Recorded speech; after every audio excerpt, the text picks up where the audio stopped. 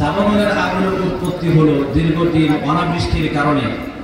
জমিন এরকম যখন উত্তপ্ত থাকে, গাছপালা শুকে এরকম ফাটফাট ফাটফাট করতেছে, এই সময় হুট করে আগুন ধরে যায়। কিন্তু মুমিন ইমানদাররা তো এটা জানে না। মুমিনরা জানে এখানে কে ধরায়, কে ধরায়। যে অঞ্চলে এই ঘটনা ঘটছে দাবানলের আগুন, টানা 4-5 দিন যাবত এই দাবানল জ্বলতেছে। হ্যাঁ, ক্যালিফোর্নিয়া, লস অ্যাঞ্জেলেস, এগুলোর নামও জানতাম না। এখন যখন জানা শুরু করলাম, দেখলাম বিশ্বের মধ্যে সবচাইতে কুকর্ম ওই অঞ্চলে ঘটে। নাউজুবিল্লাহ বলেন, আরো জোরে বলেন না নাউজুবিল্লাহ। যত সিনেমা বানায় এরা সব আল্লাহর ওলি। নাটক তৈরি করে, সিনেমা তৈরি করে, এরা কি আল্লাহর ওলি? বরং বর্তমান সমাজে ৭৪ বার হজ করুক, ৯৩ বার উমরা করুক, সিনেমা করে, নাটক করে, অথবা এগুলোর ব্যবস্থা করে দেয়, নিঃসন্দেহে নির্দ্বিধায় নির্বিঘ্নে বলতে পারি এটা কখনো ইমানদার না, ইমানদার না। এটা বেঈমান। হজ কোনো কাজ হবে না, ওর উমরা কোনো কাজ হবে না, ও এরকম টাকা কামায় বহুত লোকের দান সৎকার কোনো কাজ হবে না। কারণ এগুলো জিনার রাজ্যে বাস করে। কথা বলেন ঠিক না বেঠিক? বাংলাদেশের যত নায়ক নায়িকা আছে, চিত্র জগতে যত বড় আল্লাহর ওলি দরবেশ যত যাইকন, সবগুলা বেঈমান। একটাও মুমিন মুসলমানের খাতায় এদের নাম থাকতে পারে না। বিশ্বের মধ্যে সবচেয়ে নোংরা সিনেমা তৈরি করে, যাদের অভাব কাপড় চোপড়ের অভাব নাকি, এই আমেরিকা।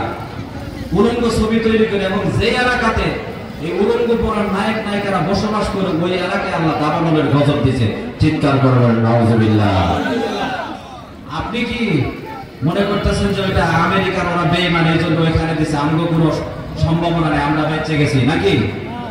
আল্লাহ তাআলা বলেন, যাহারাল ফাসাদু ফিল বাররি ওয়াল বাহর বিমা কাসাবাত আইদিন নাস লিয়ুযীকাহুম বা'দাল্লাযী আমিলু লাআল্লাহুম ইয়ারজিউন।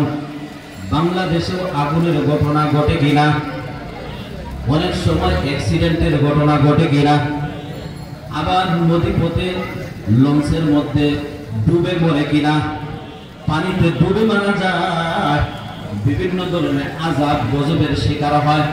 রব্বুল আলামিন বলে এগুলো হলো শিক্ষা, শিক্ষা গ্রহণ করো। তুমি যে নাফরমানি করো, তুমি যে গুনাহ করো, তোমার হাতের উপার্জন আমি তোমাকে সিগন্যাল দিয়েছি, এখনো সময় আছে, ফিরে আসো, প্রত্যাবর্তন করো, অন্যথায় গজব আমি আল্লাহ কিন্তু আরো বড় আকারে দিব। কথা বলে ঠিক না বেটি? এই আমেরিকা 2 দিন আগে ইংল্যান্ডের সাথে মিলে যুক্তরাষ্ট্র যুক্তরাজ্য দুইটা মিলে ইয়ামানের মুসলমানদের উপর হামলা করছে। নাউজুবিল্লাহ। ইহুদির বাচ্চারা একদিন 2 দিন না, পুরা বছর গাজার উপর জুলুম নির্যাতন। ও মানুষের বাচ্চারা হসপিটালে পর্যন্ত আক্রমণ করছে। কথা বলে ঠিক না বেটি?